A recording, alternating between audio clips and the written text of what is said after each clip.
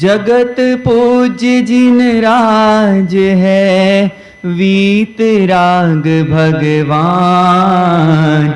शीस झुकाए चरणों में, होए कोटि कल्याण। अरिहंतों को नमन हमारा, जीवन जिनका पावन धारा।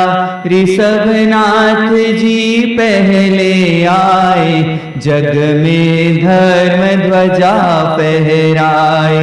अजितनाथ जी दूजे जिनवर, बने परमात्म कर्म विजय कर।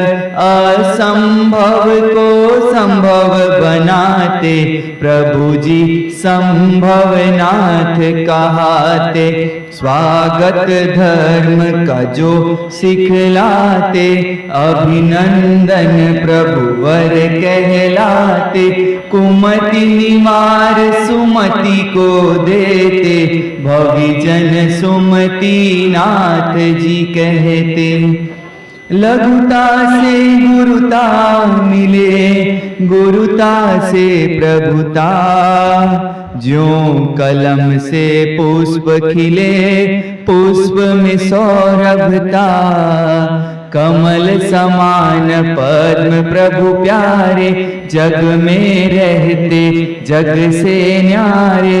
सप्तम जिन सुपार्श्व जी आए, त्रिभुवन में तब हर्ष समाए।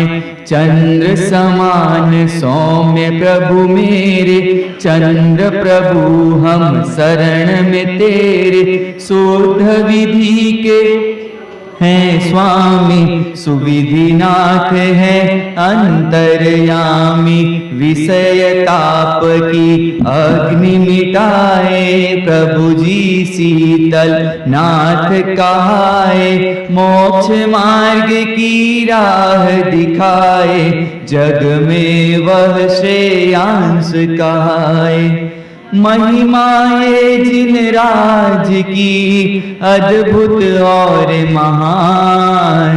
शुद्ध भाव से जो भजे, हो उसका उत्थान। तीन लोक में परम पूज्य हैं, ऐसे प्रभु मेरे वासु पूज्य हैं।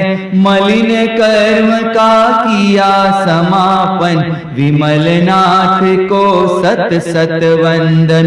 अनंत शक्ति के बने स्वामी, अनंत नाथ ने नाभिरामी। धर्म तीर्थ को जो प्रगटाते, ऐसे प्रभु धर्मनाथ कहाते। शांत स्वभाव में रमने वाले, शांतिनाथ दुख हरने वाले। निज वैभव से धनिक बनावे, ऐसे प्रभु कुंतुनाथ कहावे। जिनवर जैसा लक्ष्य हो, जिनवर जैसा ज्ञान। जिनवर जैसा आचरण, रहे सदा ये ध्यान। राग द्वेष अरि जिनके जाते, अनुपम सुख अरनाथ जी पाते। पुरुषोत्तम पद को जो पाते, वे प्रभु मल्लीनाथ कहाते।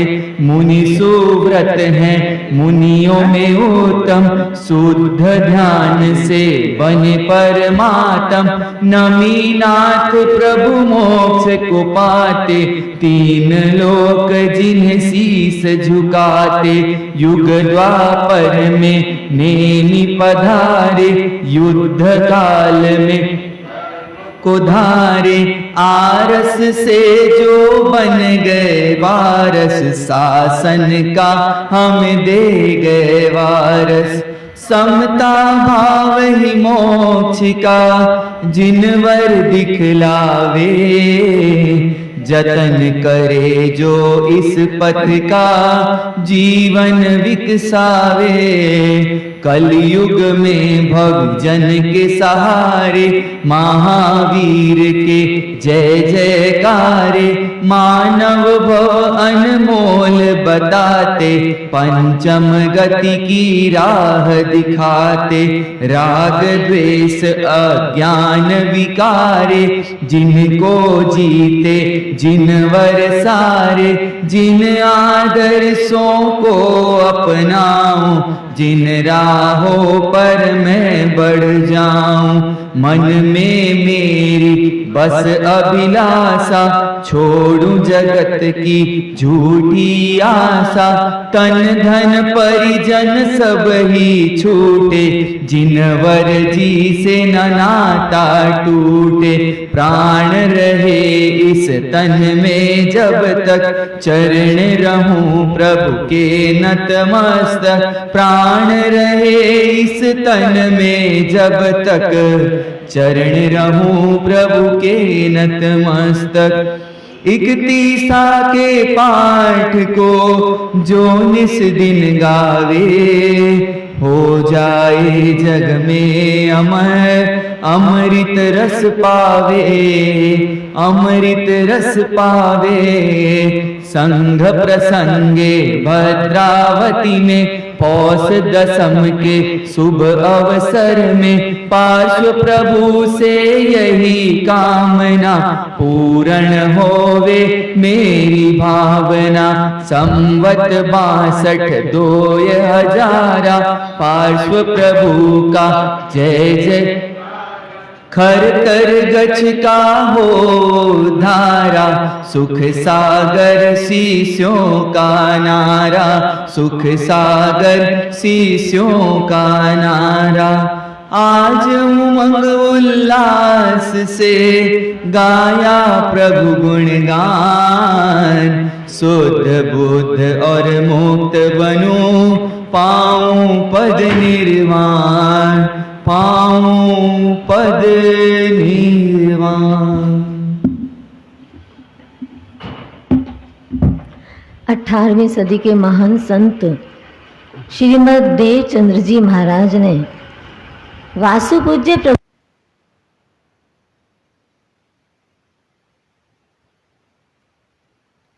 तो कीजे रे बार माजिन तणी रे। पूजना तो कीजे रे बार माजिन तणी रे।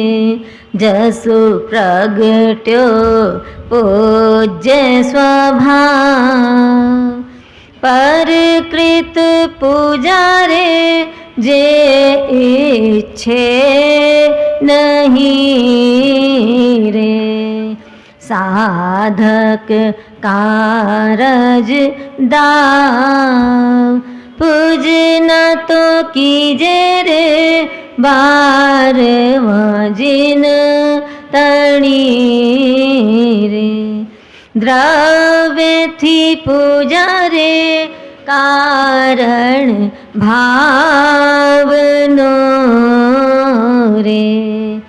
भाव प्रशस्त निशोध परम इष्ट वल्लभ त्रिभुवन धणी रे। वासु पूज्य स्वयं बोध पूजना तो कीजे रे बारवा जिन तणी रे। अतिशय महिमा रे अति उपगार तारे। निर्मल प्रभु गुण राग सुरमणि सुर घट सुर तरु तो छते।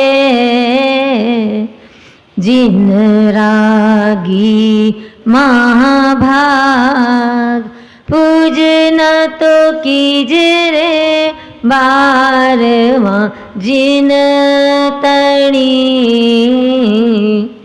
दर्शन ज्ञानाधिक गुण आत्मना रे, प्रभु प्रभुता लयलीन, शुद्ध स्वरूपी रूपे तन्मयी रे, तसुआ स्वादन पीन, पूजना तो कीजे रे बारवा जिन तणी रे, शुद्ध तत्व रस रंगी चेतना रे, पामे आत्म स्वभाव,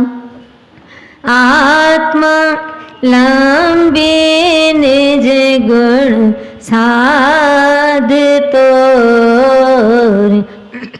प्रगटे पूज्य स्वभाव, पूजना तो कीजे रे बारवा जिन तणी, आप अकर्ता सेवा थी हुए,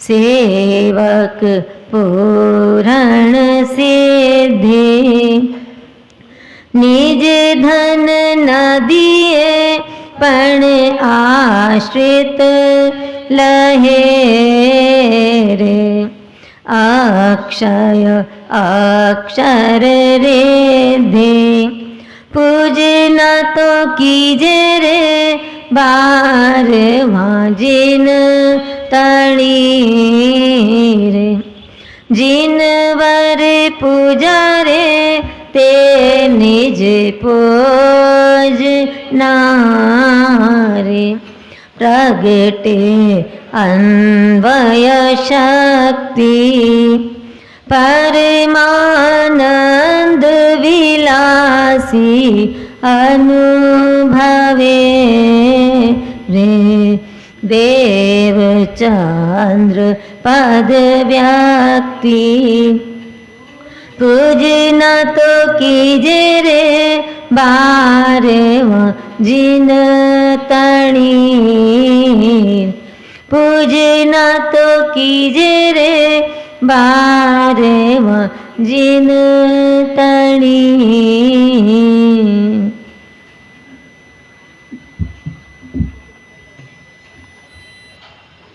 इस युग के प्रथम तीर्थंकर प्रभु ऋषभनाथ भगवान के चरणों में कोटिशः नमन। परंपरा से हुए सभी अरिहंत परमात्माओं के चरणों में कोटिशः नमन। अनंत अनंत सिद्ध आत्माओं को नमन। मोक्ष मार्ग के साधक समस्त आचार्य उपाध्याय एवं साधु भगवंतों के चरणों में कोटिशः नमन। परम पूज्य परम उपकारी सतपथ प्रदर्शक गुरु भगवंत के चरणों में कोटिशः नमन। उपस्थित आदरणीय मुनि भगवंत, आदरणीय साध्वी जी महाराज साहब, धर्म प्रेमी बंधु,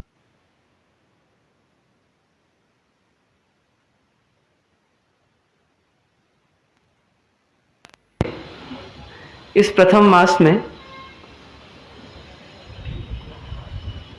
आराधना के माहौल में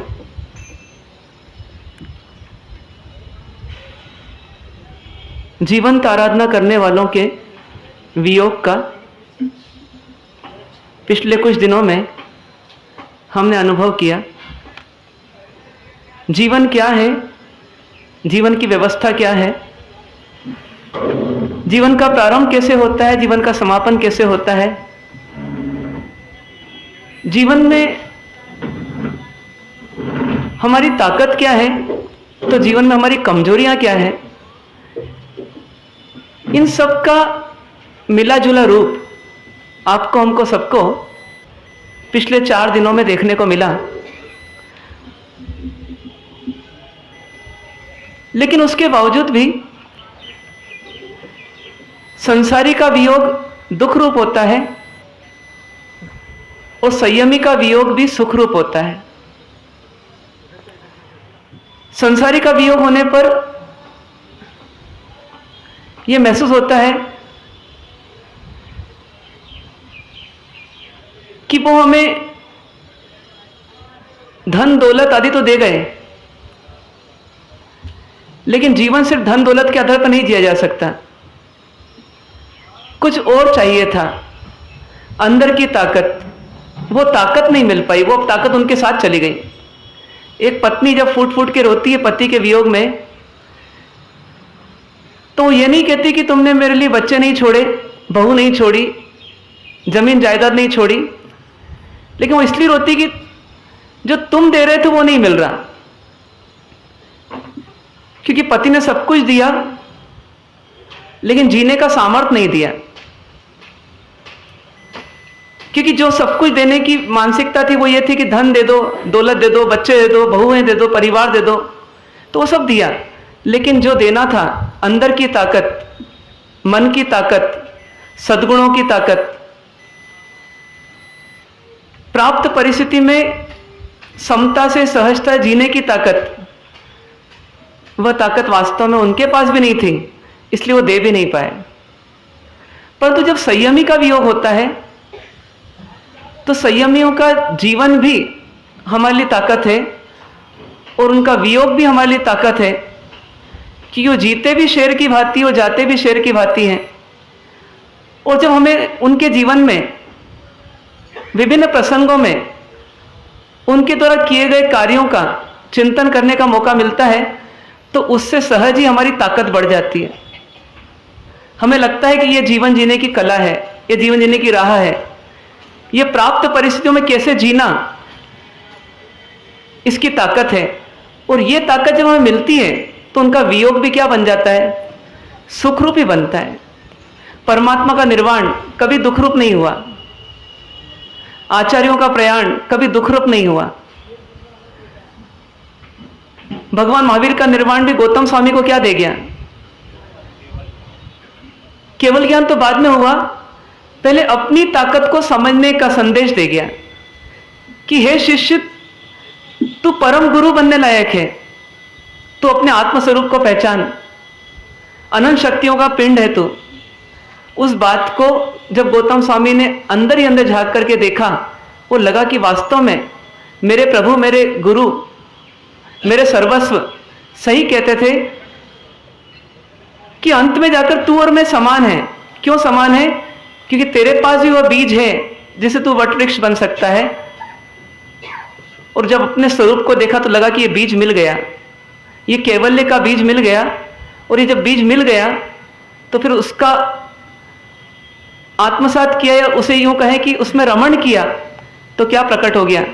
तो स्वयं के भीतर में रही हुई प्रभुता प्रकट हो गई। और हमारे रूप में आदर्श गौतम स्वामी क्या बन गए? वो परम गुरु बन गए। तो एक वियोग से कुछ सीखना है तो गौतम स्वामी से सीखा जा सकता है कि गौतम स्वामी ने भगवान महावीर का निर्वाण कितने आनंद से मना लिया।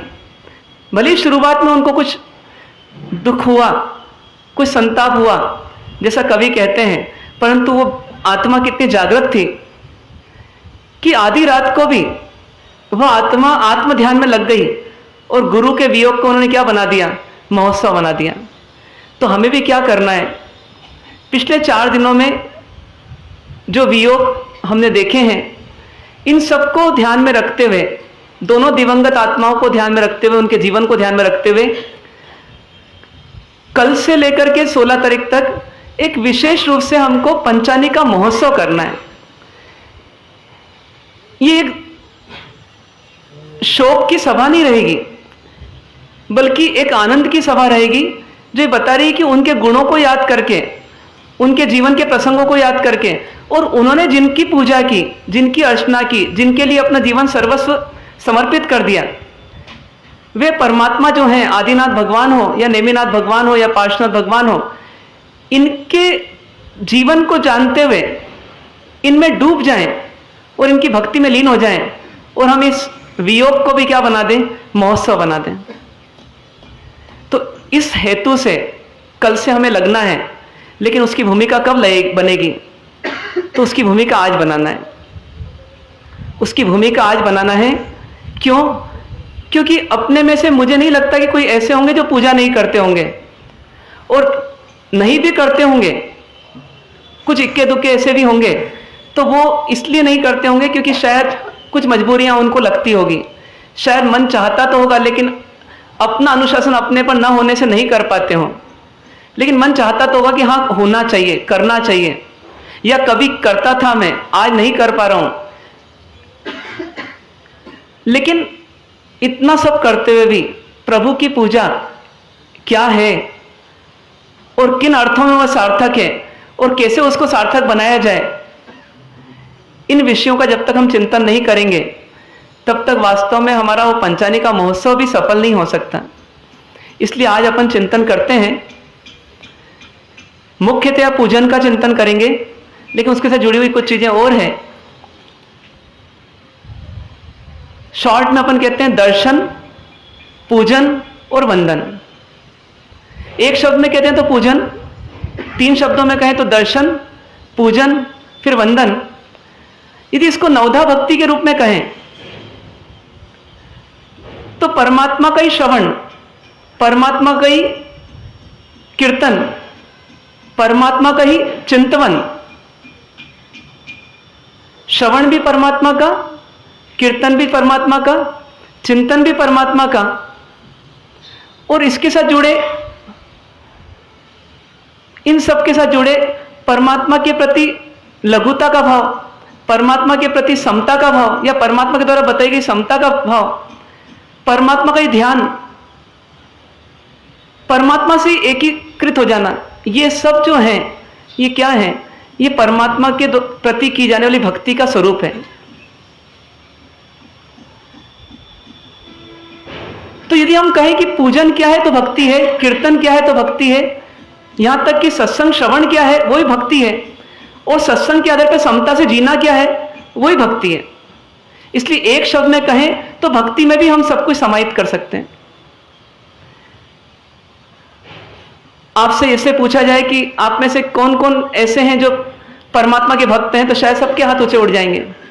और वास्तव में हम आ रहे हैं, मंदिर जा रहे हैं, पूजा कर रहे हैं, निश्चित तौर पर हमारे अंदर भक्ति होगी, लेकिन फिर भी हमें समझना क्या है कि भक्ति की भी शर्त है, भक्ति की भी शर्त है। यदि पत्नी जो है वो पति के लिए भोजन भी बनाती है, पति के लिए कपड़े भी धोती है, पति के लिए कपड़ों की प्रेस भी करती है, पति के साथ रिसेप्शन आदि में जाती भी है, पति के करवा चौथ के दिन या किसी विशेष दिन चरण स्पर्श भी कर लेती है, ये सब करती है, लेकिन यदि इस पत्नी का किसी व्यक्ति से थोड़ा सा भी संबंध है तो क्या बोलेंगे उसे? क्या बोलेंगे? उसकी सब क्रिया जो है फेल है, सिर्फ एक चीज से कि यदि उसका संबंध किसी और से है तो। कितनी बड़ी शर्त है। हम भी परमात्मा से मिलते होंगे, हम भी परमात्मा की पूजा करते होंगे, हम भी परमात्मा के प्रति अपने धन को, अपने तन को, अपने मन को लगाते होंगे, लेकिन फिर सोचना है अपने को कि मेरा प्रेम किससे है, मेरा लगाव किससे, मेरी लागनी किससे है, मेरी प्रीति किससे है। बहुत बड़ी शर्त है ये। प्रेम एक से ही हो सकता है, प्रेम में दो नहीं हो सकते। तो यदि हम सोचें कि हम पूछते तो परमात्मा को हैं, वंदना तो परमात्मा की करते हैं, लेकिन हमें 5 इंद्रियों के विषयों से राग है, यदि हमें अपने सुविधा और सम्मान से राग है, यदि हमारे लिए परमात्मा से बढ़कर के ये शरीर है, यदि हमारे लिए परमात्मा से बढ़कर के धन है और दौलत है, तो समझ जाइए कि हमारा प्रेम अभी परमात्मा से नहीं हुआ, और इसका प्रेम नहीं हो सकता तो उसकी भक्ति तो कभी हो ही नहीं सकती परमात्मा से। इसलिए कुछ कमी है ऐसा मान के चलिए, तभी हमारा चिंतन उस राह में चलेगा कि उस कमी को निकालें। नहीं तो हम क्या सोचेंगे, मैंने आज पूजा कर ली परमात्मा की, तो मैंने आज भक्ति कर ली, तो मैंने तो सही किया, अब ये नहीं करता है पूजा, इसकी कमी हमारे साथ, इसको समझाओ। पर ये बहुत बड़ी कमी है, क्योंकि आप सोचिए कि जब परमात्मा की पूजा भी करते हैं तो कई लोग आते हैं, नहीं आते ऐसा नहीं है, बोलते हैं मेरा मन भटक जाता है हमारे साथ। कहां चले जाता है? तो जहां राग है तीव्र वहां चले जाता है। इसका मतलब क्या है कि परमात्मा से जो राग होना चाहिए उस राग में कमी है। संसार का सिर्फ एक ही राग उत्तम माना गया, संसार का सिर्फ एक ही राग उत्तम माना गया, सब राग तुच्छ माने गए। वो राग किसके प्रति है? तो परमात्मा के प्रति है, या परमात्मा के विचारों के प्रति है, या परमात्मा ने जो राह दिखाई उसके प्रति है। लेकिन कहीं ना कहीं परमात्मा उसमें कॉमन है, मतलब परमात्मा या परमात्मा के द्वारा बताई गई राह पर चलने का यदि राग है तो सही राग है, इसके अलावा जितने राग हैं वो गलत राग हैं। इसलिए क्या बोला गया कि द्रव्य थी पूजा रे कारण भाव नुरे, भाव प्रशस्त ने शुद्ध। देवचंदी महाराज साहब ने ऐसा भी अपने स्तवन में सुना, तो देवचंदी महाराज साहब क्या कहते हैं, पूजा के विषय को स्पष्ट करते हुए कहते हैं कि पूजा तीन तरह की हो गई, पूजा तीन तरह की हो गई। अंग, अग्र और भाव पूजा तो हमने कई बार सुनी होगी, या नहीं सुनी होगी तो कई बार सुनने को मिल जाएगी। लेकिन यहां देवचंदी महाराज साहब कहते हैं कि पूजा तीन प्रकार की कैसे? तो एक तो द्रव्य पूजा जो केशर चंदन आदि से हम करते हैं, लेकिन उससे थोड़ा ऊपर उठ करके देवचंदी महाराज साहब कहते हैं दूसरी पूजा है प्रशस्त भाव पूजा। प्रशस्त भाव पूजा, प्रशस्त किसे कहते हैं कि जो उत्थानकारी हो, जो कल्याणकारी हो, जो अच्छे भाव से की जाने वाली पूजा है, उसको हम क्या बोलते हैं? प्रशस्त भाव पूजा, जिसमें राग तो है लेकिन उस राग में पवित्रता है। बाकी सब राग संसार के जो हैं वो राग तो हैं, लेकिन उन राग में क्या है? तो कहीं ना कहीं भोग रुचि है, कहीं ना कहीं अपवित्रता है। यदि पति को पत्नी से प्रेम है तो बात सही है, प्रेम है, दुनिया की नजर में ये प्रेम ही है। और देखो कितना वफादार प्रेमी है कि अपनी प्रेमिका से प्रेम करता है, लेकिन फिर भी सोचना यह है कि इस प्रेम में भी क्या छुपा हुआ है, किसकी बदबू आ रही है? इस प्रेम में भोगों की बदबू आ रही है। इसीलिए अपन क्या देखते हैं आज के युग में कि संस्कृति कहां तक बिगड़ रही है कि पहली शादी करने के बाद में, डाइवोर्स होने के बाद में, संसार का सत्य सामने के आने के बाद में भी वो पत्नी जो है वो किसी और से विवाह कर लेती है और विवाह करके किसी और की हो जाती है। लेकिन दूसरा पति सोचे कि जब वो पहले की नहीं हुई तो मेरी भी हो गई है क्या? वास्तव में व्यक्ति को व्यक्ति से जो प्रेम दिखता भी है संसार में, ये प्रेम कैसा है? ये प्रेम व्यक्ति का व्यक्ति से नहीं है, व्यक्ति का व्यक्ति के शरीर से है, या व्यक्ति के शरीर के माध्यम से प्राप्त होने वाली व्यवस्थाओं से है, प्राप्त होने वाली सुविधाओं से है। पति सब कुछ करे लेकिन पत्नी की एक इच्छा पूरी नहीं करे तो पत्नी के प्रेम की पोल खुलने में कितनी देर लगती है? पत्नी के प्रेम की पोल खुलने में कितनी देर लगती है? एक क्षण में पोल खुल जाती है कि जब चेहरा बदल जाता है, मुंह फूल जाता है, आंखें तिलमिला जाती है, भौहें खड़ी उड़ जाती हैं। समझ जाओ पति को भी समझ में आ जाता है कि वो जो पहले था वो भले ही मीठे भात खिलाए उसने थोड़ी देर पहले, लेकिन मीठे भात भी क्या थे?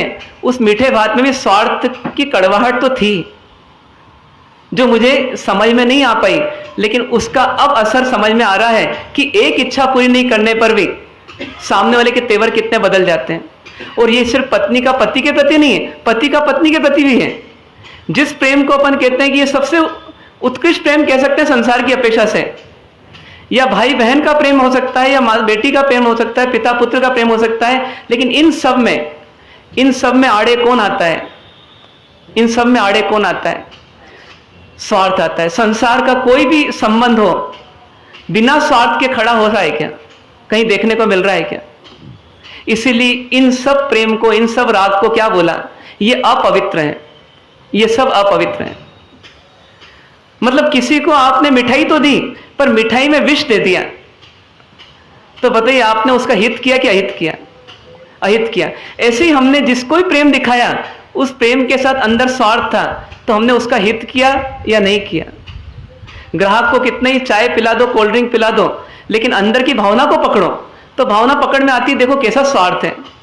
किसको चाय पिलाना और किसको कोल्ड ड्रिंक पिलाना और यहाँ तो पता नहीं, लेकिन कई बार कट पिलाई जाती है और कई बार फुल पिलाई जाती है, तो उसके पीछे भी कारण क्या? वे किससे कितना मिलेगा उसके हिसाब से उसको पिलाना है। पिलाते समय चाय तो क्या, कोल्ड ड्रिंक तो क्या, शराब भी पिलाई जा सकती है यदि मेरा बहुत बड़ा टेंडर पास होने वाला है तो। और नहीं पिलाते समय सगा भाई भी आ जाए दुकान पर और ये सीजन का समय है तो उसको शायद पानी भी पिलाने से भूल जाए। पूरा खेल किसका चल रहा है? स्वार्थ का। ऐसे स्वार्थी संसार में, ऐसे स्वार्थ के माहौल में हमने प्रेम करना तो सीखा, लेकिन उस प्रेम में स्वार्थ होने से वो प्रेम सच्चा नहीं हो पाया, और ऐसे करते करते हम किसके नजदीक आ गए? परमात्मा के भी नजदीक आ गए। और जैसे कहते हैं धर्म धक्के से चलता है, तो पुश किया किसी ने 1 बार 2 बार 4 बार 10 बार, तो हम क्या करने लग गए? परमात्मा की पूजा भी करने लग गए। तो इसलिए हम कहते हैं कि हम रोज पूजा करते हैं, बात सही है, लेकिन इस पूजा में भी फिर क्या है उसको पकड़ना है। इस पूजा में भी क्या है? इस पूजा में भी स्वार्थ छिपा हुआ है। एक व्यक्ति एक बार शिखर जी में मिले, मतलब आप आलोचना की दृष्टि से अपने आप को निराश मत कीजिएगा, लेकिन यह समझने का प्रयास कीजिएगा कि इस घाटी के पार एक ऐसी पवित्र पूजा भी है जिस पवित्र पूजा में हमारे को स्वार्थ की बदबू नहीं दिखेगी। उस पूजा को प्रशस्त भाव पूजा बोला देवचंद महाराज साहब ने। उस पूजा में मीरा की कृष्ण के प्रति जो अभिव्यक्ति है वो पूजा है, गौतम की महावीर के प्रति जो अभिव्यक्ति है वो पूजा है। तो ऐसी पूजा तक हमको पहुंचना है तो हमारी पूजा वास्तव में सार्थक होगी और परमात्मा से प्रेम भी हमारा अखंड होगा। एक बार एक व्यक्ति मिले, मैं तो बहुत छोटा था उस समय, लेकिन उनकी बातों को सुना तो सुनते समय कुछ चिंतन चला उस समय भी। शिखर जी की बात थी, 87 या 88 की बात होगी लगभग, और पहाड़ पे कई यात्री चढ़ रहे थे और कई यात्रियों का समूह एक जत्थे में भी चढ़ रहा था। तो एक व्यक्ति को देखा, वो व्यक्ति परिचित ही थे। जंगल में आग लगी, मतलब पहाड़ पर आग लग गई। आग लगने का कारण क्या बना? तो खूब गर्मी थी और शायद गर्मी में ही पत्ते घिसे होंगे, आपस में टकराए होंगे और आग लगी होगी, और आग इतनी बढ़ गई कि रास्ता जहां जा रहा है उसके दोनों ओर आग ही आग लग रही है। तो लोगों को इतना भय लगा कि तेज हवा के साथ ये जो आग के झोंके हैं और ये आग कहीं अपने तक नहीं आ जाए। तो कोई एक स्थान दिखा, वहां स्थान में ऐसे भर गए जैसे भेड़ें भर जाती है किसी पाड़े में। तो स्थिति कैसी बनी कि वो व्यक्ति पास में ही खड़े थे। तो उन्होंने किसी को कहा, बोले मैं कितनी बार शिखर जी आया हूं, कितनी बार भौमिया जी को मैंने पूजा है और कितनी बार पार्श्वनाथ भगवान की यात्रा की है, उनकी वंदना पूजा की है, लेकिन आज मैं कसम खाता हूं। किस बात की कसम? कि आज ये परमात्मा ने आग नहीं बुझाई, आज आग नहीं बुझाई तो आज के बाद कभी इस धरती पर कदम नहीं रखूंगा। अब ये कौन से भाव आ गए? ये कौन से भाव आ गए? ये पोल खुल गई। इतनी यात्राओं में जो पोल नहीं खुली वो एक झटके में खुल गई। कई लोगों को उन्हीं व्यक्ति जैसे कभी कभी प्रसंग प्रतिकूल मिलते हैं जिंदगी में, जो पुराने पाप कर्म के उदय रहते हैं, जिनका भुगतान करके पुण्य कर्म का बंद किया जा सकता है। लेकिन उस समय व्यक्ति की भावना में जो कमी और कमजोरी रहती है उसके कारण से उसकी भावना की दिशा बिगड़ जाती है और वो नकारात्मक दिशा से सोचता है। तो उसके विचारों में आता है कि अब मेरे को परमात्मा की पूजा ही नहीं करना, मैंने इतना धर्म किया फिर भी इतना मेरे को सहना पड़ रहा है, तो मुझे धर्म नहीं करना, मुझे मंदिर नहीं जाना, मुझे पूजा नहीं करना। ये क्या बात हुई? ये क्या बात हुई? वीतरागी से हम संबंध बना रहे हैं किसका? राग का। और वो राग भी कैसा? संसार का, जिसको उन्होंने छोड़ दिया, जिसको उन्होंने छोड़ दिया धूल से भी तुच्छ मान करके, उसके लिए हम उनको छोड़ रहे हैं, उसके लिए हम उनको छोड़ रहे हैं। यदि ऐसी भक्ति है तो हमारे आचार्य भगवान कहते हैं कि ऐसी भक्ति एक बाल जीव के लिए ठीक है, एक अबोध जीव के लिए ठीक है। किसी जीव को शुरुआत में प्रभावना दे करके किसी कार्य में लगाने तक के लिए ठीक है, लेकिन यदि वो प्रभावना के लिए मंदिर जाए, प्रभावना के लिए पूजा करे, तो फिर ये आगे के लिए ठीक नहीं है। बच्चे को स्कूल भेजने की आदत डालने के लिए शुरुआत में माँ भी और पिता भी प्रलोभन देते हैं, लेकिन कुछ समय के लिए। 10वीं 12वीं में आता है, कॉलेज में जाता है, PhD करता है, उस समय उसको कोई फोर्स नहीं करता, वो स्वप्रेरित मशीन बन चुका रहता है, ऑटोमेशन में आ जाता है। तो हमें सोचना है कि परमात्मा से प्रेम कब सच्चा होगा हमारा, परमात्मा से प्रेम कब सच्चा होगा। परमात्मा से मांगने नहीं होना, परमात्मा से मांगने नहीं होना। जिसने सब कुछ छोड़ दिया संसार का, अब संसार की कोई चीज उनके माध्यम से चाहिए, ऐसा नहीं मांगना। ज्ञानी क्या कहते हैं कि परमात्मा की भक्ति करने वाले को, परमात्मा की भक्ति करने वाले को सहज ही संपदा मिल जाती है, संपत्ति मिल जाती है कालांतर में। लेकिन उसकी चाहना रखने वाला पुण्य नहीं करता, पाप करता है। बिना चाहना के करने वाला पुण्य सहज कमा लेता है और उसको ये सहज संपत्ति मिल जाती है। शाली भद्र जी को सिर्फ एक मासक श्रमण का पारणा कराते समय जो भावना बढ़ी और जो छोटा सा उन्होंने सुपात्र दान दिया, उसका फल, उसका प्रतिशत क्या मिला, कहां तक पहुंच गए, तो शाली भद्र बन गए। लेकिन वो शाली भद्र कितने सजग थे, क्योंकि उनकी भक्ति उस समय जब हुई थी संगम के भाव में, तो उस समय उस भक्ति में क्या था, सजगता थी कि मुझे इनसे कोई लेना नहीं है, इनको देना है। और देना भी किस लिए, मेरे गुणों को बढ़ाने के लिए, क्योंकि इनके गुणों को देख करके मैं दे रहा हूं। तो ऐसे भाव के साथ जब दिया, तो 7 मंजिला भवन और इतना सब संपत्ति मिलने पर भी उनके मन में थोड़ा सा भी ये भाव नहीं आया कि मैं भगवान महावीर को चुनूं या मैं अपने 7 मंजिले महल को चुनूं, इन सुविधाओं को चुनूं या संयम के कष्ट को चुनूं। कहीं पर भी संदेह नहीं आया। क्यों?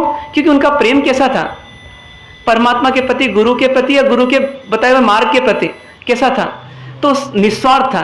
वो निस्वार्थ भाव ने क्या किया, संगम से शालीभद्र बनाया। ये कोई बहुत बड़ा आश्चर्य नहीं है, लेकिन शालीभद्र से भी ऊपर उठा करके मुनि बना दिया। और मुनि भी कैसा, सर्वार सिद्धि पहुंचाने वाले, और सर्वार सिद्धि भी कैसी कि वो मुक्ति देने वाली। तो एक जीव संगम के भाव से शुरू करके मुक्ति तक पहुंच जाता है, उसके पीछे कारण क्या बना, कारण क्या बना, सिर्फ भक्ति नहीं, निस्वार्थ भक्ति। अब आप सोचिए कि अनंत काल तक वह आत्मा जब सिद्धलोक में विराजेंगी, तो न कोई दुख है, न कोई दुर्गति है, न कोई संयोग है, न वियोग है, न कोई कष्ट है, न कोई पीड़ा है, आनंद ही आनंद है। पर यह आनंद का फल मिला, लेकिन उसके लिए शर्त वही रही कि स्वार्थ के लिए परमात्मा से मत मिलो, स्वार्थ के लिए परमात्मा से मत मिलो। अपन वासक्षेप डलवाते हैं, अपन ज्ञान पूजा करते हैं, अपन बच्चों को ज्ञान पूजा करवाते हैं, अपन कहीं लाभ लेते हैं, बस इतना सा चेंज कीजिए कि ये सब कुछ कीजिए, लेकिन भीतर में स्वार्थ मत रखिए। क्यों? क्योंकि सोचिए, भगवान को ये सब तुच्छ लगा होगा, तभी तो भगवान ने महलों को छोड़ करके वनों को अपना लिया। तो मैं इन छोड़ी हुई चीजों को उठाऊं या जिसको भगवान ने पाया उसको पाऊं? किसको पाना चाहिए? जिसको भगवान ने तुच्छ माना उसको मैं उठाऊं। बॉम्बे के रिसोर्ट्स के आसपास, जहां मैरिज रिसेप्शन रिसोर्ट्स रहते हैं, तो वहां पर आसपास में ढेर लगा रहता है, किसका? झूठन का।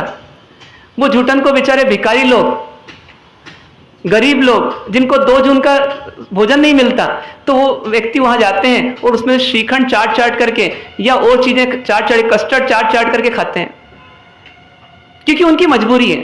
तो क्या मैं इतना नीचे गिर गया हूं, क्या मैं इतना गया बीता हो गया हूं कि मेरे को इतनी जरूरत पड़ गई है कि जिसको भगवान ने छोड़ दिया, जिस झूठन को मान करके, उसको झूठन मान करके भगवान ने छोड़ दिया, मैं उसको पाने के लिए तरसता हूं और उसके लिए भगवान के पास जाता हूं एक भिखारी बन करके, या भगवान के भक्तों के पास जाता हूं मैं भिखारी बन करके। आप बोलेंगे हम भगवान के पास नहीं जाते, ये मांगनी हम कभी करते नहीं भगवान से। हम तो किनसे करते हैं? हम दादा गुरुदेव से करते हैं, और दादा गुरुदेव भी तो एकाभवतारी है और इस प्रकार से हैं, तो हम किनके पास जाते हैं? फिर हम और थोड़ा नीचे चले जाते हैं। पर आप सोचिए कि वो जो देवी देवता भी हैं, सम्यक दृष्टि देवी देवता, वो भी भगवान के निकट कभी इसलिए नहीं आते। कितना बड़ा आश्चर्य है। जिन देवी देवता की पूजा हम इसलिए करते हैं कि भगवान जो काम नहीं कर सकते वो काम वो कर देंगे, पर वो क्या कहते हैं कि भैया हम भी भगवान के पास इसलिए नहीं जाते। वो धर्मेंद्र और पद्मावती को क्या जरूरत थी भगवान पार्श्वनाथ जी के पास जाने की, उस फकीर के पास जाने की जिसके पास कुछ भी नहीं था? क्या जरूरत थी? लेकिन वो क्यों गए? क्यों गए? सिर्फ एक ही कार्य के लिए कि एक नवकार मंत्र सुना करके, जिन्होंने हमारे को गलत राहों से निकाल करके सही राह पर ले आए, आर्थ ध्यान से निकाल करके धर्म ध्यान में लगा दिया, उनके उपकार को जब याद करते हैं कि जिसने भव सुधार दिया हमारे, तो उनके प्रति हम इतनी सेवा नहीं कर सकते क्या? ये सेवा तो कैसी होगी? कि कहें कि जिसने हमको सब कुछ दे दिया और उसको यदि हम एक फूल भेंट कर रहे हैं या फूल की एक पंखड़ी भेंट कर रहे हैं तो इसमें कौन सी बड़ी बात है? और इसमें भी हमारा ही लाभ है क्योंकि उनकी निकटता हमको मिलेगी। इन भावों से तो पद्मावती देवी जाती है परमात्मा के पास, लेकिन हम पद्मावती देवी के पास किस लिए जाते हैं? सोचना है हमारे को। तो हम इसलिए ना जाएं, जाते भी हो तो अब ना जाएं कि हमें कुछ मिलने वाला है या मिल सकता है या मिलेगा ही या मेरे लिए प्रत्यक्ष हो जाएंगी देवी और मेरा सब काम कर देंगे। ये कभी चाहना मत करें। कहते हैं ना, बिन मांगे मोती मिले और मांगे मिले ना भीख।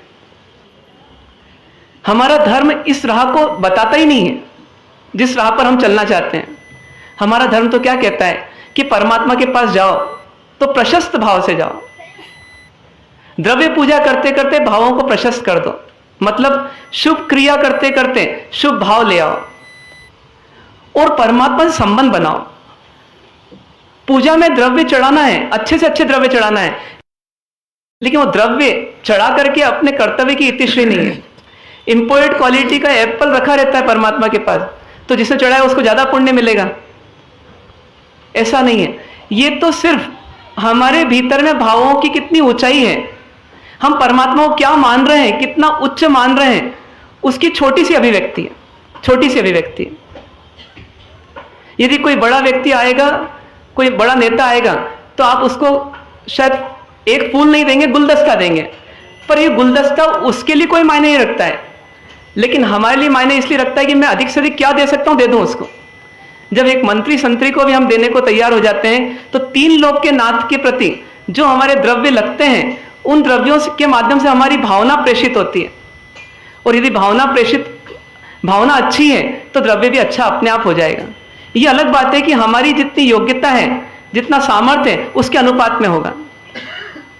ये नहीं बोला गया कि कर्जा लेकर के आप परमात्मा को द्रव्य चढ़ाओ, लेकिन ये जरूर बोला गया कि जो आपकी हैसियत है, तो जो आप अपने सबसे सर्वोच्च मेहमान के लिए जो कर सकते हो या सर्वोच्च व्यक्तित्व के लिए जो कर सकते हो वो कर डालो, लेकिन उसके बाद और ऊपर उठो, उसको इतिश्री मत मान लो। उससे ऊपर उठेंगे तो कहां पहुंचेंगे? तो द्रव्य पूजा करते करते हम कहां पहुंच जाएंगे? भाव पूजा के दो भाग, पहला कौन सा? प्रशस्त भाव पूजा, मतलब अच्छे भाव। अच्छे भाव मतलब क्या? यदि क्रोध का भाव है तो क्षमा की ओर बढ़े, यदि लोभ का भाव है तो संतोष की ओर बढ़े, यदि मान का भाव है तो विनय की ओर बढ़े। मतलब अपने भावों को चेंज कर दें। कर सकते हैं क्या चेंज अपने भावों को? कर सकते हैं, निश्चित कर सकते हैं। लेकिन इन सब भावों को, इन सब सद्गुणों को, इन सब अच्छे भावों को, क्षमा, सरलता, सहजता, इन सब को लाने के लिए सबसे पहला भाव कौन सा चाहिए? विनय चाहिए। और विनय में आड़े कौन आता है? मान आता है। और ये मान जब आड़े आता है तो हमारी भक्ति को निष्फल कर देता है, ये भक्ति को निष्फल कर देता है। यदि निस्सी की और प्रवेश किया मंदिर जी में, तो अब मैं ना अध्यक्ष हूं, न मैं सचिव हूं, न मैं कोषाध्यक्ष हूं, न मैं सेठ या सेठानी हूं। मैं कौन हूं?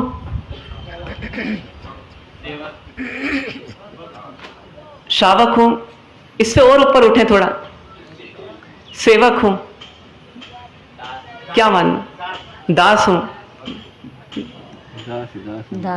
मतलब शावक माना, तो शावक मानने के दो अर्थ हैं। एक तो मुझ जैसे अधम को शावक पद मिला है, इसका गौरव महसूस हो कि मैं हूं तो नहीं लायक, लेकिन फिर भी मुझे मिला है, तो मैं इस अवसर का उपयोग कर लूं और परमात्मा के निकट आ जाऊं।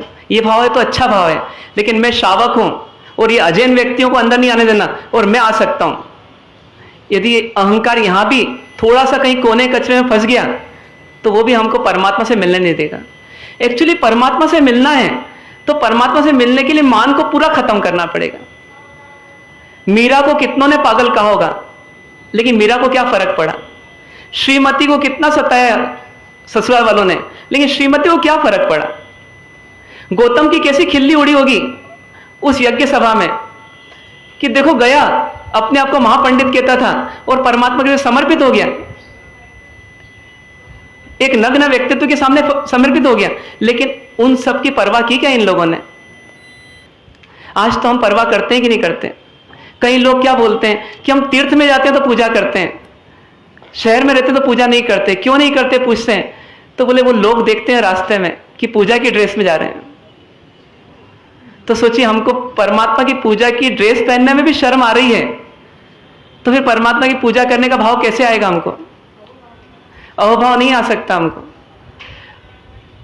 अहोभाव कैसा चाहिए? मतलब सब कुछ भूल जाएं और परमात्मा से एकाकार हो जाएं और ऐसा लगे तू ही तू ही तू ही।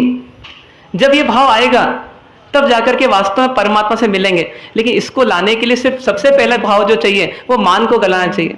और मान को गलाने के लिए सबसे अच्छा तरीका क्या है? मान को गलाने का सबसे अच्छा तरीका क्या है? मैं ऐसे कर रहा हूं तो मैं किसकी ओर उंगली निर्देश कर रहा हूं? 4 उंगली मेरी तरफ है, 1 उंगली आपकी तरफ है। जब तक हम दूसरों के दोष देखते रहेंगे तब तक मान नहीं गलेगा। मान गलना कब शुरू होगा?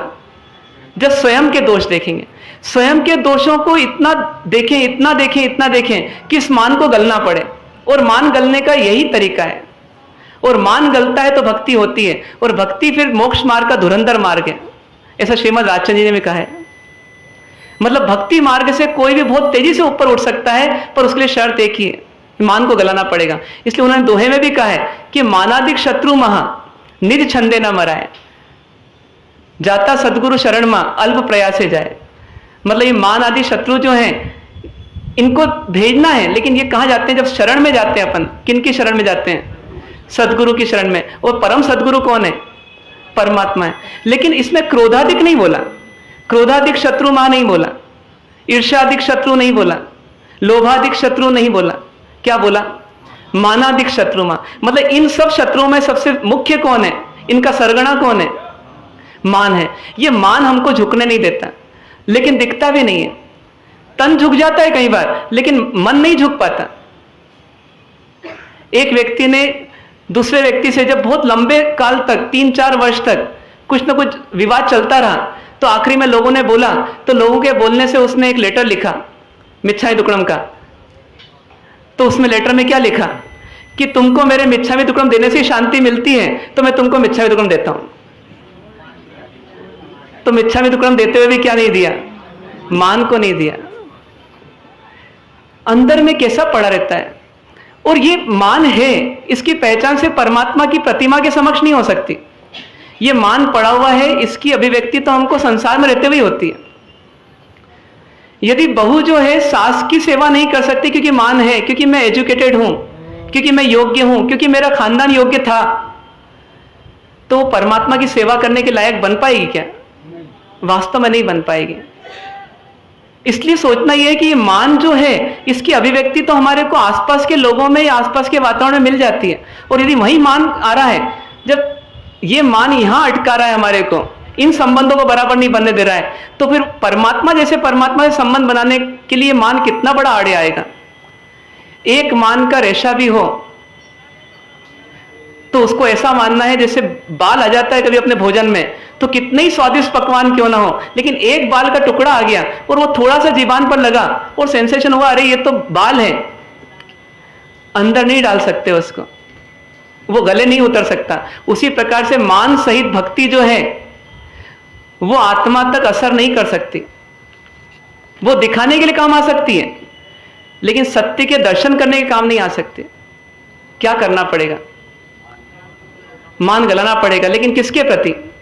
नहीं, सिर्फ परमात्मा के प्रति नहीं, क्योंकि सबके प्रति होगा ना, तो फिर परमात्मा के प्रति वास्तव में हमारा मान गलेगा। ये मान के चलें। यदि मैं बड़ों का तो रेस्पेक्ट करता हूं और छोटों का विनय नहीं करता हूं, छोटों का रेस्पेक्ट नहीं करता हूं, तो समझिए मेरे अंदर तो मान है, मैं तो मजबूर हूं कि बड़ा व्यक्ति सामने आ गया इसलिए मुझे मान दबाना पड़ रहा है। मान गलाना हमारी सहज जीवन शैली बन जाए जिस दिन, विनय हमारी सहज जीवन शैली बन जाए जिस दिन, तो मानना है कि अब ये विनय यदि परमात्मा के प्रति हो जाए तो मेरा काम हो जाएगा। और इस विनय में क्या होगा? इस विनय में क्या होगा कि जब मुझे लगा कि मैं तो दोषों का भंडार हूं, तब विनय पैदा हुआ। और इस विनय में लगा कि परमात्मा गुणों के भंडार है। अब एक तरफ दोषों का भंडार है, एक तरफ गुणों के भंडार है। एक बार एक स्वाध्याय चल रहा था, उस स्वाध्याय में परमात्मा का ही विषय आया, तो काफी साल पहले की घटना है। तो उस समय ऐसे ही एक कहा गया कि आप सब लोग परमात्मा के गुण और अपने दोष देख के आना। तो आप विश्वास नहीं करेंगे, एक बहन अगले दिन एक कविता लेकर आई। उस कविता के 5 पेज थे। कितने? 5 पेज थे। उस 5 पेज की हर पंक्ति में सिर्फ 2 ही बातें थी, मेरे दोष और परमात्मा के गुण। सोचिए, हमारे को कभी कहा जाए परमात्मा के गुण बताइए, तो हम अनंत ज्ञान, अनंत दर्शन, अनंत चाहिए, अनंत सुख बोल के चुप हो जाएंगे, या क्षमा, सरलता, सहजता, वीतरागता कहकर के चुप हो जाएंगे। लेकिन उस बहन ने जब अपने दोष देखना शुरू किए तो परमात्मा के गुणों का अनुमान उसको लगा। क्योंकि अपन परमात्मा के गुणों को सीधे देखते हैं तो हमको ज्यादा गुण नहीं दिखते, लेकिन जब हम अपने दोष देखते हैं, छोटी छोटी बातों में क्या क्या दोष हैं, वो सब दोष रहित कौन है? वो दोष रहित भगवान है। तो दिखता है, अरे ये दोष भी नहीं, ये दोष भी नहीं।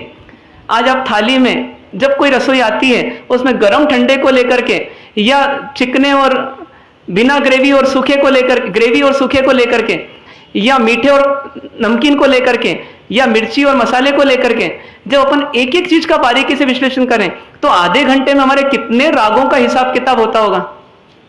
और ये सब क्या है? ये हमारे दोष हैं, ये हमारी कमजोरियां हैं। और परमात्मा उड़द के जब बाकुले खाते होंगे तो हमको दिखता तो एक ही सीन है बस, लेकिन उस सीन में कितने गुण भरे पड़े, उस सीन में कितने गुण भरे पड़े। तो जितनी बार रसोई में हमारे नखरे चलते हैं, उन सब नखरों का कोई खंडन करने वाला है, उन सब कमजोरियों को जो गलत सिद्ध करने वाला है, वो एक प्रसंग ही परमात्मा काफी है। 6 महीने का उपवास और उड़द के बाकुले के साथ, तो ऐसे गुणी व्यक्ति को हम गुणी नहीं मानेंगे तो फिर क्या मानेंगे? तो परमात्मा के गुण और अपने दोष देख करके जब हमारे भीतर में एक भाव आता है कि हे परमात्मा, मेरे अंदर दोष ही दोष हैं और आपके अंदर गुण ही गुण है, तो फिर एक भाव और आता है।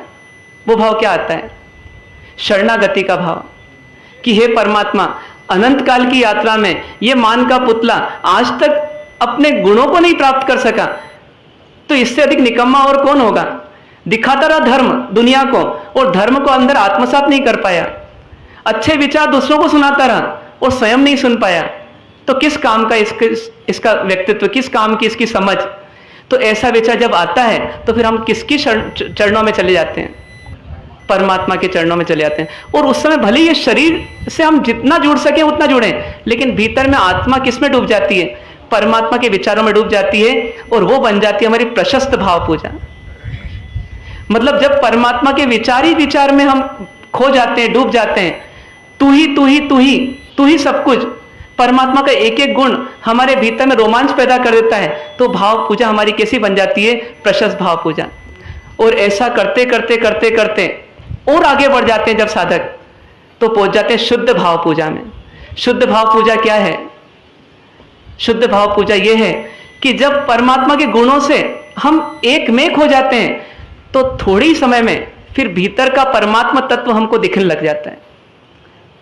समझिएगा इस बात को, भीतर का परमात्मा तत्व दिखने लग जाता है कि हे परमात्मा, जैसी आत्मा आप हो वैसी आत्मा मैं हूं, और जैसे गुण आपने प्राप्त किए ऐसी योग्यता मेरे भीतर भी है, और मैं और आप अलग अलग नहीं है, हम दोनों तो एक ही हैं। तो भीतर में निज में जिन दिखते हैं।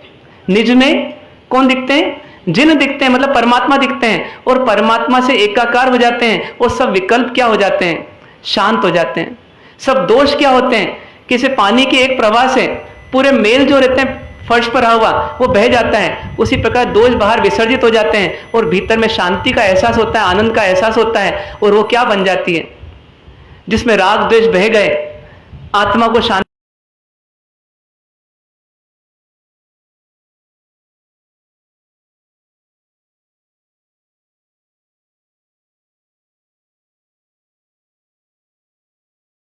बोला द्रव्य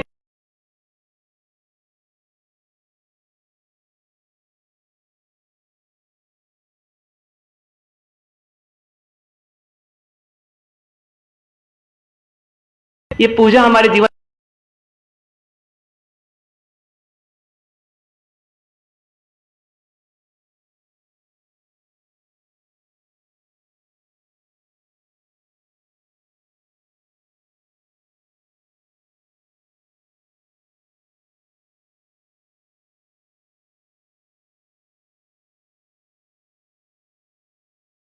परमात्मा से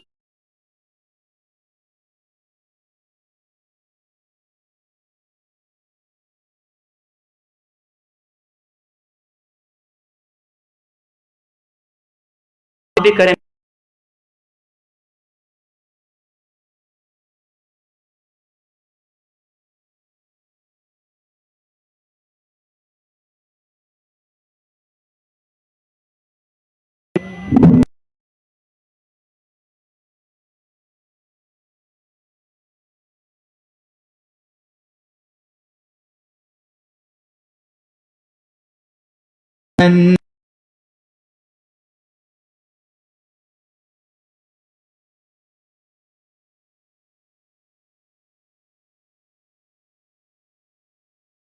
છે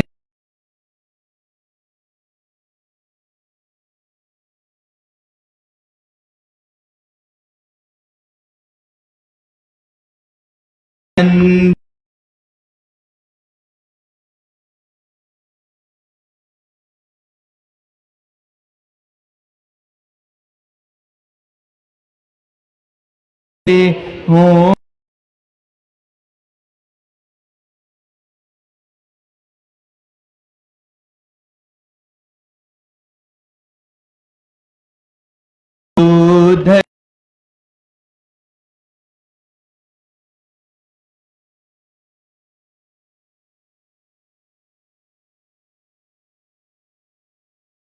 ધરતી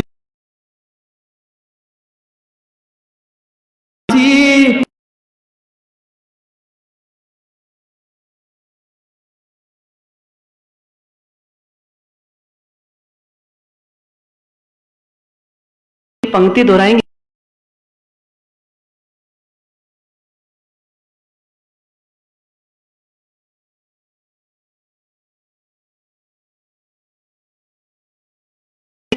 बा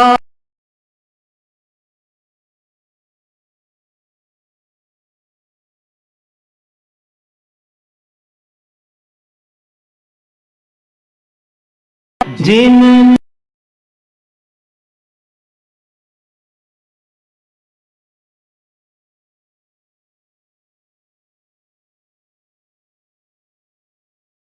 पूज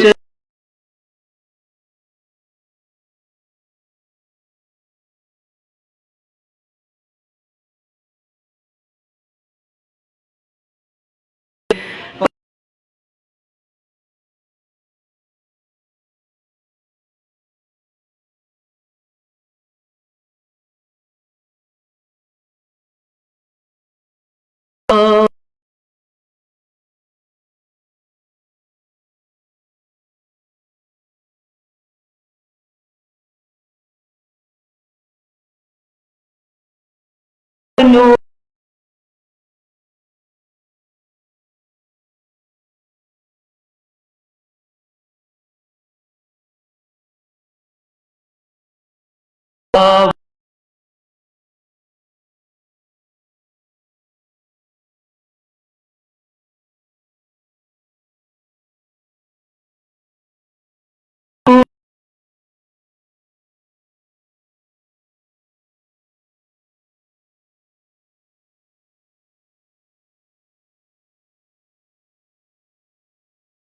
अवनो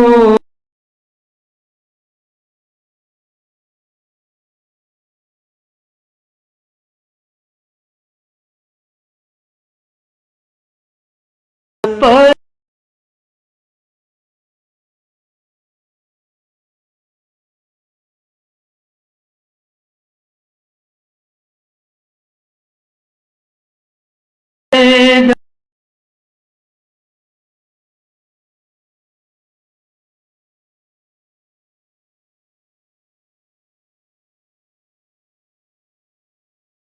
पूजे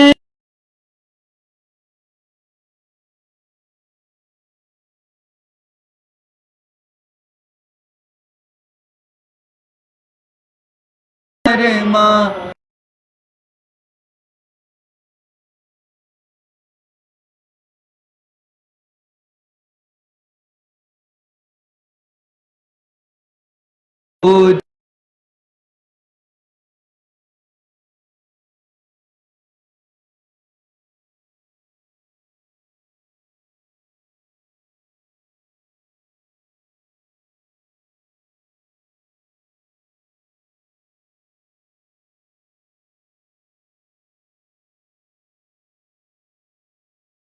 पुरुषार्थ को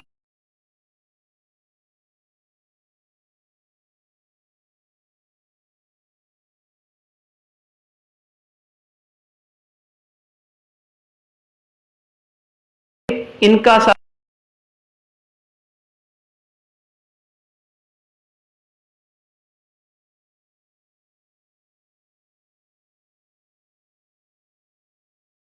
है और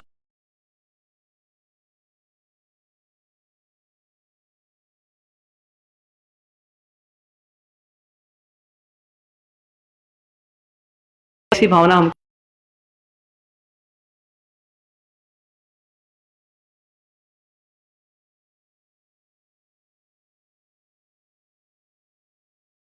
2 दिन और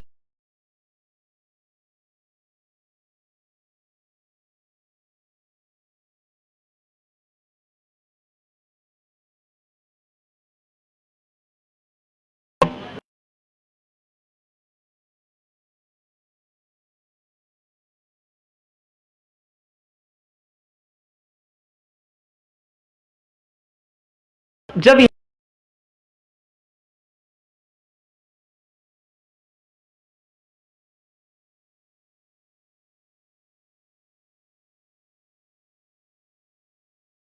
दोषों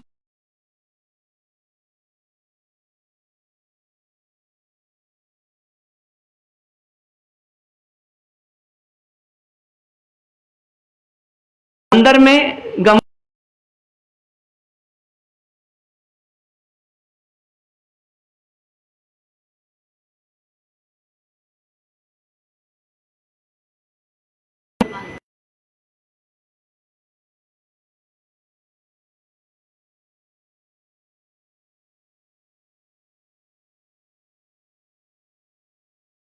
जुड़ना है 5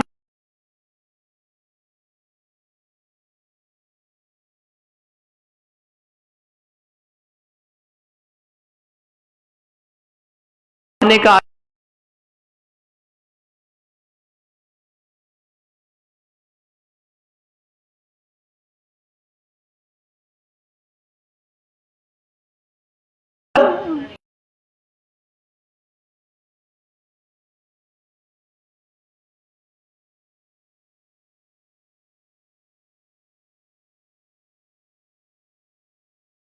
को वास्तव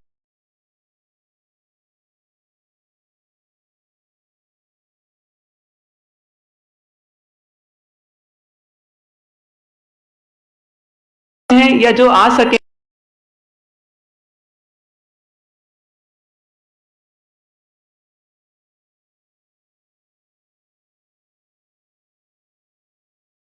बीच में किसी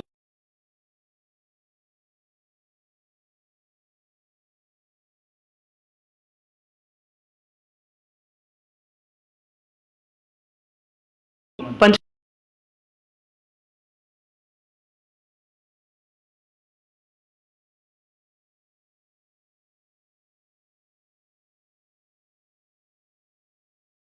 को भूल जा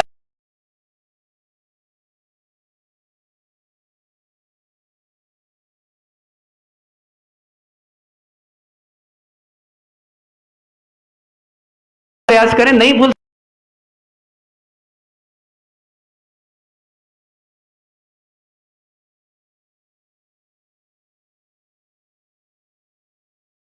सके तो पचरंगी तब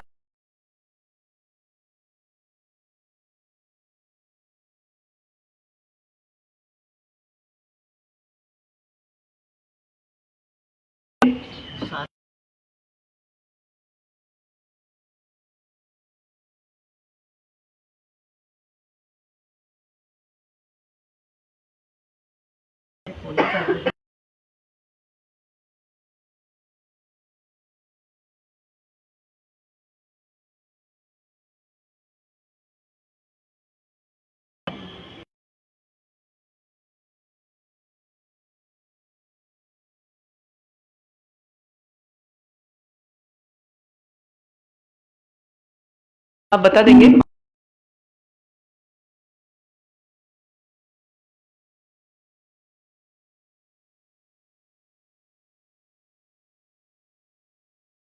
करा देंगे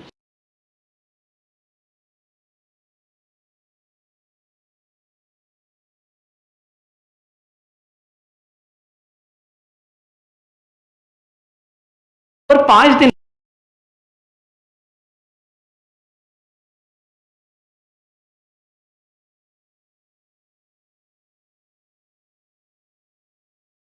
दे गए कि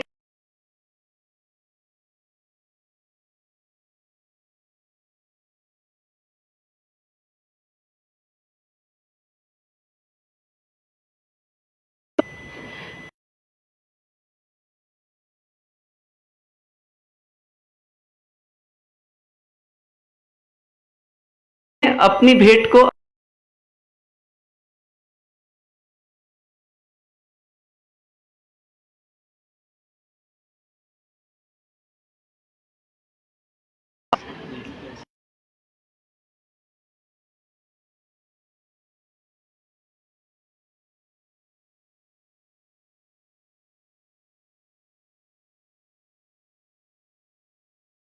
एकासनाभ्यास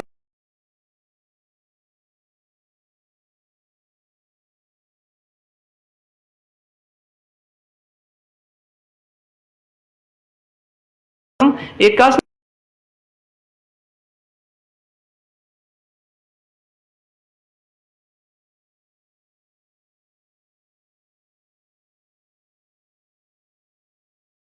विषय वंदन।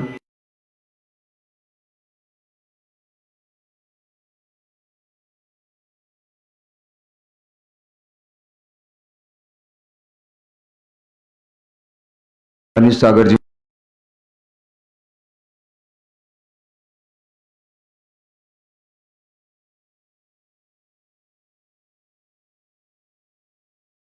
मेरा मैं आमंत्रित कर रहा हूं श्रीमान विजय कुमार जी संचेती एवं श्रीमान मोहनलाल जी साहब डागा, कृपया आप आगे पधारें एवं श्रीमान संजय जी बागरेचा का बहुमान करें। श्राविका जी से बुला लीजिए उधर से। हाँ करते हैं ना, 1 मिनट आप इधर से कराओ। आपके पुत्र महाराज ने बहुत कम उम्र में दीक्षा लेकर के और आपने दीक्षा दे करके जिन शासन के प्रति अपनी कृतज्ञता ज्ञापित की है, और साथ ही साथ मतलब आप खुद भी धर्म से जुड़ गए और अभी वर्षिता वगैरह सब हो चुका है, 5-5 सामयिक रोज करते हैं। इस प्रकार धर्म आराधना में अपने आप को लगाए हुए, प्रतिदिन एकाशना भी करते हैं।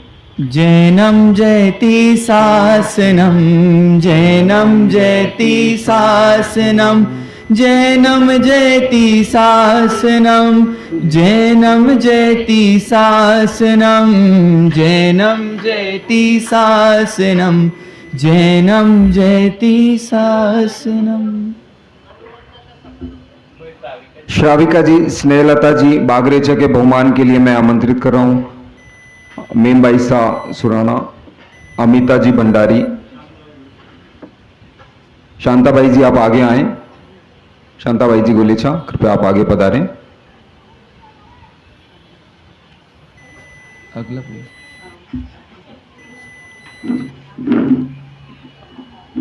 उमा जी संचेती आप आगे पधारें। मुनिश्री जिनके माता पिता का सम्मान हो रहा है, अभी सवेरे मुनि भगवंत ने कहा कि उन्होंने पहला लोच भी अपने हाथ से पूरा कर लिया। पूरा लो। 18 वर्ष 19 वर्ष की उम्र में मुनि धर्म स्वीकार किया है। उत्कृष्ट आराधना प्रशम क्या नाम है, प्रशांत सागर जी महाराज साहब, शासन रत्न जी महाराज साहब, मुनि भगवंत। पर उससे पहले आपके चरणों में 80 वर्ष की उम्र में केसरी चंद जी पारक जो प्रशांत सागर मुनि बने हैं, विशेष रूप से 3 मुनियों को आपने उनकी सेवा में 80 वर्ष की उम्र में दीक्षा ली और उनकी सेवा में 3 मुनियों को आपने रखा, उसमें शासन रत्न जी और विशेष रूप से उनकी सेवा कर रहे हैं। जैनम जयति, जैनम जयति, जैनम जयति। मैं पुण्य श्रावक श्री संजय जी बागरेचा, श्राविका श्री स्नेहलता जी बागरेचा का बहुत बहुत अभिनंदन करता हूं कि आपने अपने बहुमूल्य रत्न को जिन शासन के प्रति समर्पित किया। बीच के बेटे को कलेजे जी की कोर को चरणों में समर्पित कर दिया भगवान के।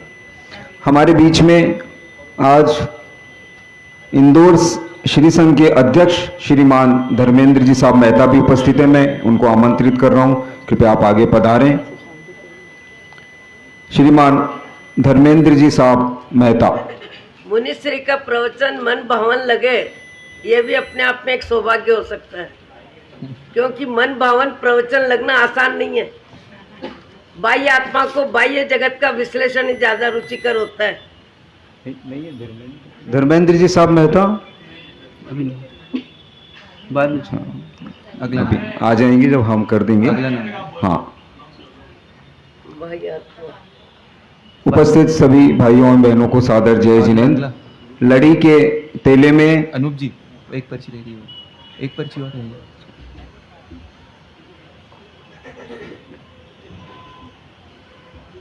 हमारे बीच में आज गुरु भक्त श्री सुरेश जी बागमार रायपुर अध्यक्ष हैं, जो श्री उवसगरम पाश तीर्थ नगपुरा एवं समलीन दर्शनार्थ आप यहाँ पधारे हैं। हम उनका भी बहुमान करना चाहेंगे। श्रीमान सुरेश जी बागमार रायपुर से यहाँ पधारे हैं। बहुत सेवाभावी आप व्यक्तित्व है। कृपया आगे पधारें। मैं अनिल जी बैद से निवेदन कर रहा हूँ, कृपया आप आगे पधारें। नहीं, ये मौन सेवक है। और सुशील जी मुसल। संघ की सेवा में आपका परिवार और आप स्वयं हमेशा जागृत रहते हैं, सक्रिय रहते हैं। विद्यापीठ की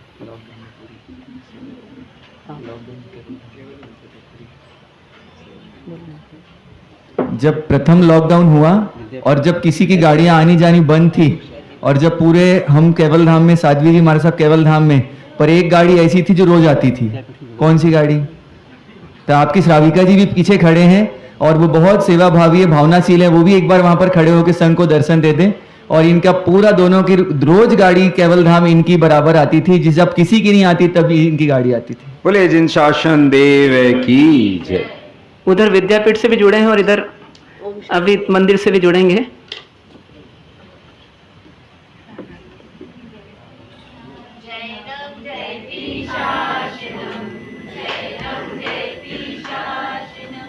आज अभी प्रकाश जी अध्यक्ष प्रकाश जी लोढ़ा जो शुभ सूचना दे रहे हैं बोरदिया परिवार में। क्या नाम है बोरदिया जी का? अनिल जी।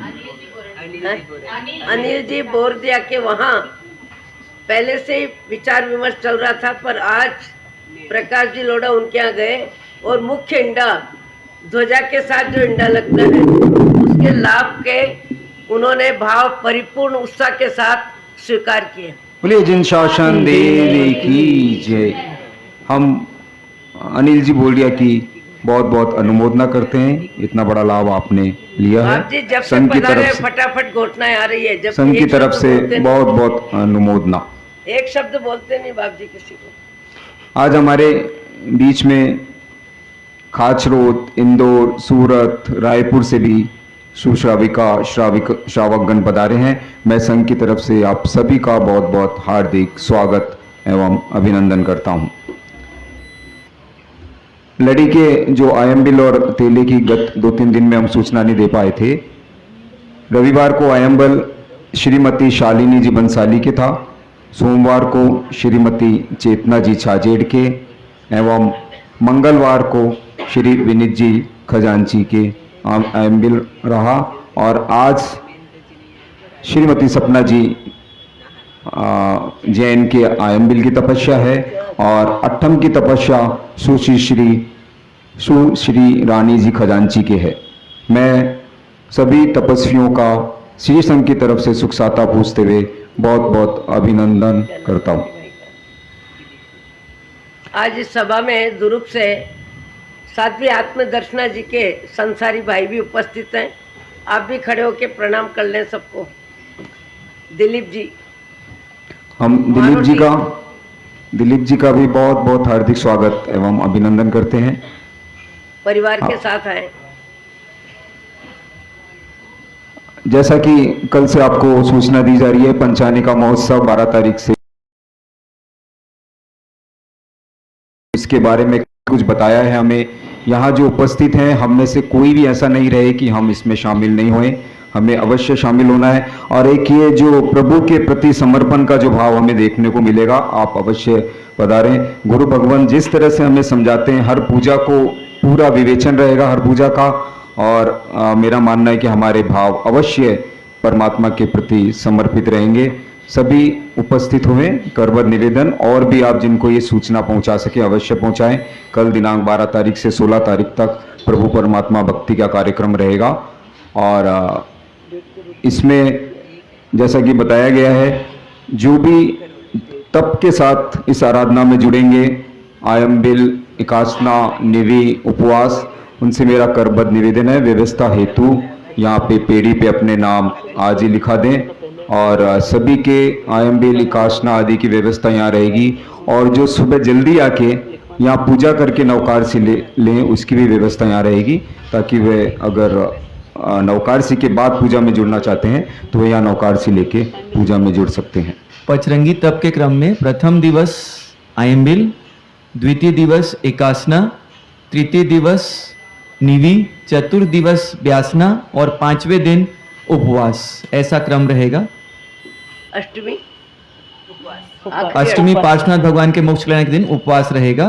पार्श्वनाथ भगवान का मोक्ष कल्याण श्रावण सुदी अष्टमी, लगभग 108 उपवास यदि प्रयत्न करेंगे, प्रोत्साहन देंगे एक दूसरे को, तो भगवान का मोक्ष कल्याणक मनाने में 108 व्यक्तियों के उपवास की संख्या होना सहज है। एक विशेष सूचना मैं आपके समक्ष रख रहा हूं। श्री शत्रुंजय गिरिराज की छत्र छाया में महामंगलिककारी उपदान तप का भव्याति भव्य आयोजन होने जा रहा है, जिसकी निश्रा हमारे गच्छाधिपति अवंती तीर्थोद्धारक गच्छाधिपति आचार्य श्री जिनमणि प्रभ सूरीश्वर जी महाराज साहब एवं वहाँ उपस्थित साधु साध्वी मंडल की निश्रा में रहेगी। यह उपध्यान तप दिनांक 19/9/2021 रविवार से प्रारंभ होगा, और मोक्षमाला दिनांक 8/11/2021 के दिन होगी। जो भी इस तप में भाग लेना चाहे हैं उसके फॉर्म यहाँ उपलब्ध हैं, वे पदम जी चौधरी से संपर्क करके फॉर्म भर के इस उपध्यान तपस्या में अवश्य लाभ लेवें। एवं इसके साथ ही वहाँ पे जो सामूहिक पर्युषण आराधना चल रही है, वहाँ पे भी अगर कोई भी जाना चाहे तो उसके लिए भी आप पदम जी चौधरी से संपर्क कर लें। और एक ओपन बुक परीक्षा के लिए Shri Siddhachal Saurabh open book exam की भी पुस्तकें यहाँ अवेलेबल हैं, शिवजी राम भवन, और यहाँ पे जो भी उसमें भाग लेना चाहें पुस्तकें प्राप्त कर सकते हैं। स्वाध्याय कल प्रातःकालीन जो 10:30 से 11:30 रहेगा, पूजाएं हैं इसलिए वह स्वाध्याय नहीं, परंतु दोपहर के स्वाध्याय 3 से 4 और रात्रि 8 से 9 यथावत रहेंगे। उसमें भी अधिक से अधिक संख्या में भाग लेके हम इन स्वाध्याय शिविरों के माध्यम से किस तरह धर्म से जुड़े हम, यह बहुत ही बारीकी से गुरु भगवंतों द्वारा बताया जा रहा है। मैं तो गुरु भगवंतों की जितना नमन करूं, वंदन करूं कम है। सुबह से लेके केवल ज़्यादातर समय तो हम लोगों के लिए दिया जा रहा है आपका, और अगर हम उसका भी लाभ नहीं लें तो ये तो शायद हमारी बहुत बड़ी कमी होगी।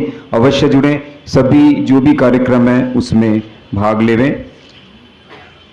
और 29 तारीख को जैसे कल मैंने बताया था, सामूहिक सामायिक का आयोजन किया जा रहा है, उसमें भी आप अवश्य यहाँ पधारें।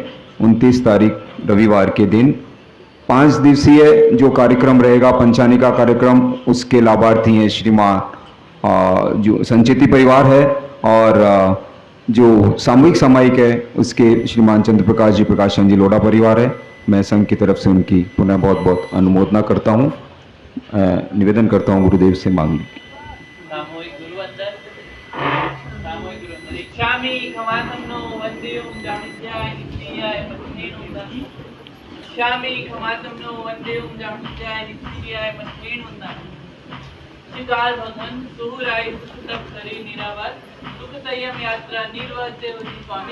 जय गुरु प्रसाद। वर्तमान योग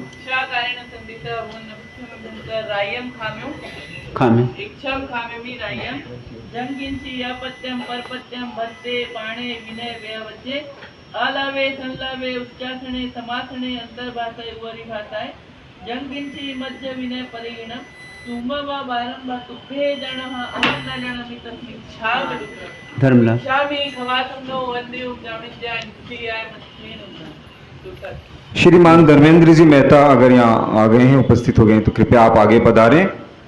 श्रीमान धर्मेंद्र जी मेहता, अध्यक्ष कर्तरगत श्री संघ इंदौर।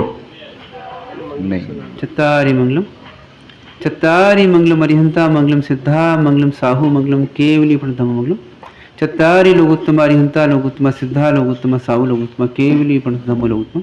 चत्तारि शरणं पवज्जामि अरिहन्ते शरणं पवज्जामि सिद्धे शरणं पवज्जामि साहू शरणं पवज्जामि केवली प्रणतम धम्मं शरणं पवज्जामि। सर्वमंगल मांगल्यं सर्वकल्याण कारणं प्रधानं सर्वधर्माणां जैनं जयति शासनम्। बोलिए जिन शासन देव